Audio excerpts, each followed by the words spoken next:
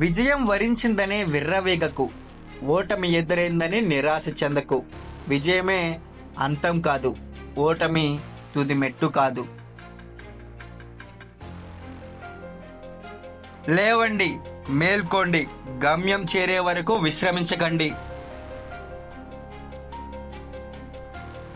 హృదయానికి మెదడుకు మధ్య సంఘర్షణ తలెత్తితే హృదయాన్ని అనుసరించండి. రోజుకు ఒక్కసారైనా మీతో మీరు మాట్లాడుకోండి. లేకపోతే ఒక అద్భుతమైన వ్యక్తితో మాట్లాడే అవకాశాన్ని కోల్పోతారు.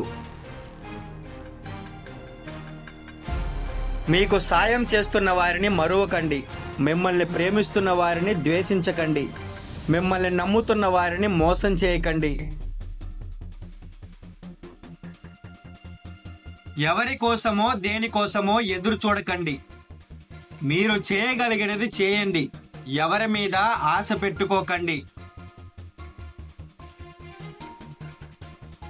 మిమ్మల్ని శారీరకంగా, మేధోపరంగా, ఆధ్యాత్మికంగా బలహీనపరిచే దేన్నైనా విషంతో సమానంగా భావించి తిరస్కరించండి.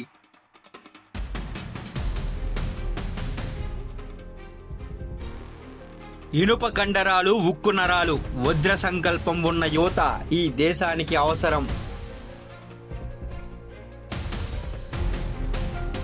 కెరటం నాకు ఆదర్శం, లేచి పడుతున్నందుకు కాదు, పడినా లేస్తున్నందుకు.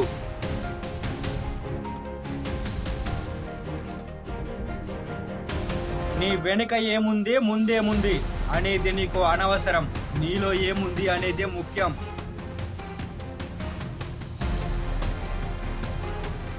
మిమ్మల్ని బలవంతులుగా చేసే ప్రతి ఆశయాన్ని స్వీకరించండి. బలహీనపరిచే ప్రతి ఆలోచనను తిరస్కరించండి.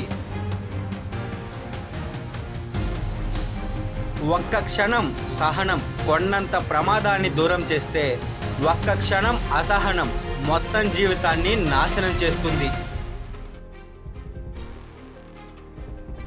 జీవితంలో ధనం కోల్పోతే కొంత కోల్పోయినట్టు, కానీ వ్యక్తిత్వం కోల్పోతే సర్వస్వం కోల్పోయినట్టే.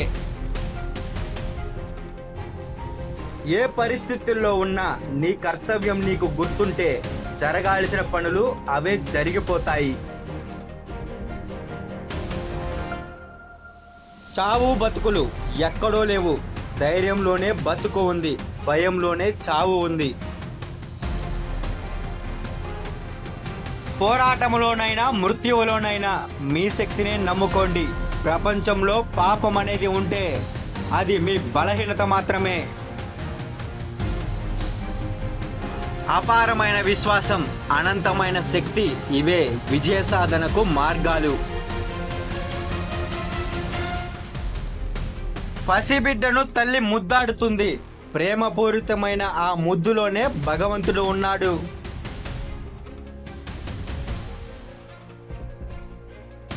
కష్టాల్లో ఉన్నప్పుడే మనలోని శక్తియుక్తులు బయటపడతాయి. అద్భుతాలు సాధించడానికి మూలం దృఢ నమ్మకం. ఒక ఆలోచనను స్వీకరించండి, దాని గురించే ఆలోచించండి, దాని గురించే కలగనండి. మీ నరాల్లో ఆ ఆలోచనను జీర్ణించుకోపోనివ్వండి. మిగతా ఆలోచనను పక్కన పెట్టండి. ఇలా చేస్తే విజయం మిమ్మల్ని తప్పక వరిస్తుంది.